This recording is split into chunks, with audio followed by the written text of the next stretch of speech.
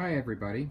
Just thought I'd show you what happens to a Viking grill after a while. You can see its paint is burned off, and the grill tends to take on a reddish color. Using a product from Rustoleum called the High Heat Flat Black, which is good apparently to 2,000 degrees Fahrenheit. I gave a spray to my prior experiment here, another grill, ran it through the oven at 250 degrees for 30 minutes, let it cool for 30 minutes, and then baked it for another 30 minutes at 600 degrees, and it came out fine.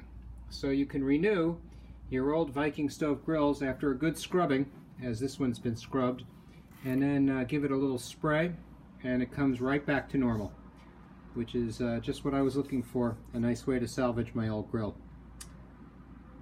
Hope you like my little video. Thanks a bunch. Talk to you later. Bye.